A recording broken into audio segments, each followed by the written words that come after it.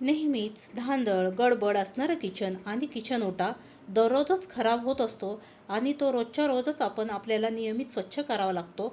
ओटा आवरण्याचं काम सोपं व्हावं, स्वयंपाकघर कधीही नीटनेटकं स्वच्छ दिसावं, झुरळ मुंग्या यांचा तेथे वावर नसावा आणि सगळ्यात मुख्य म्हणजे स्वयंपाकघराची स्वच्छता करताना ते झटपट होऊन तुमचा वेळ वाचावा, यासाठी मी काही नवीन किचन टिप्स घेऊन आले. नमस्कार मैत्रिणींनो, माझ्या यूट्यूब चॅनलमध्ये तुमचे सर्वांचे खूप खूप स्वागत आहे.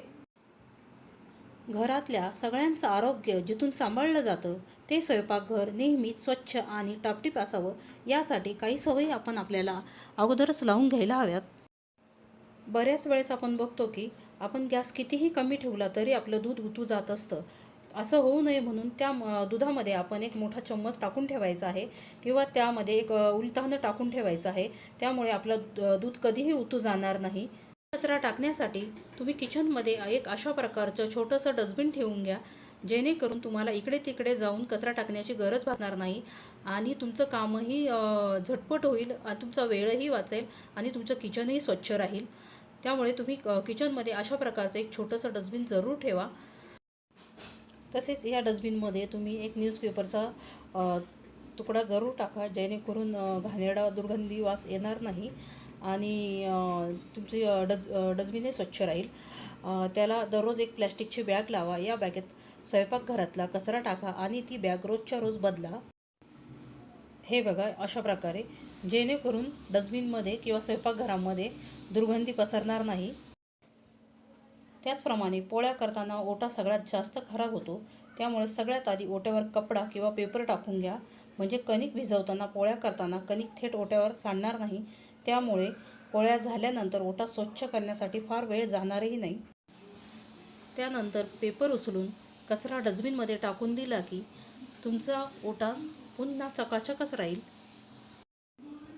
तसेच कांदा चिरताना, भाज्या चिरताना, लसूण सोलणं, भाज्यांची सालं काढणं, अशी कोणतीही कामं करताना ओट्यावर आधी पेपर टाका आणि त्यानंतर ही सगळी कामं आपण करायची आहे.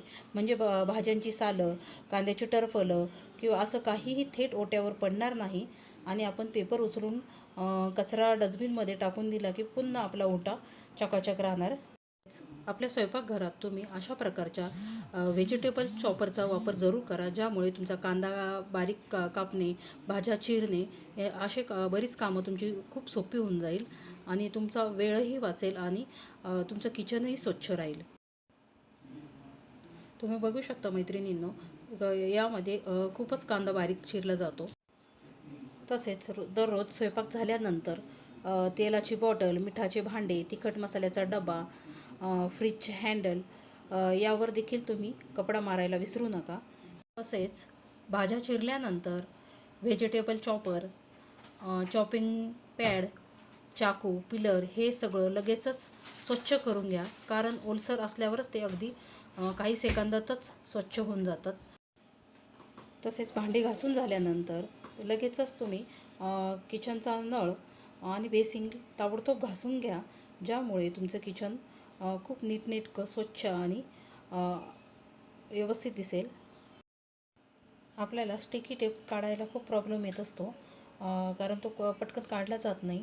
त्यामुळे आपण अशा प्रकारे एक क्लिप त्याला लावून ठेवू शकतो, ज्यामुळे आपल्याला स्टिकी टेप काढायला बिलकुल अडचण येणार नाही आणि काम झाल्यानंतरही आपण अशाच प्रकारे एक हेअर क्लिप याला लावून ठेवायचे आहे.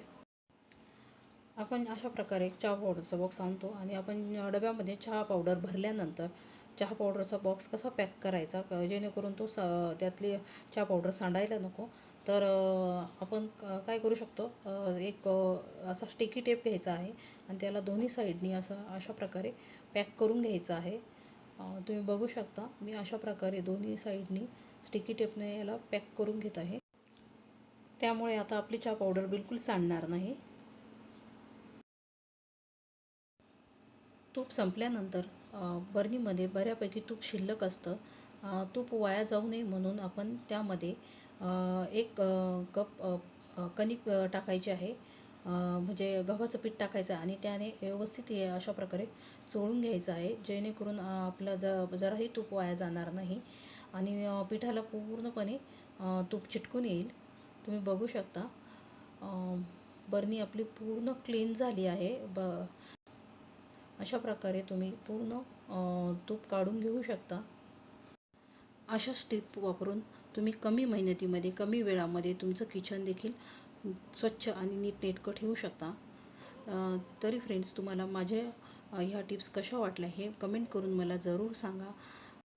आणि मैत्रिणींनो, माझा व्हिडिओ तुम्हाला जरी आवडला असेल तर माझ्या चॅनलला लाईक, शेअर आणि सबस्क्राईब करून बेल आयकॉनचं बटन जरूर दाबा. धन्यवाद.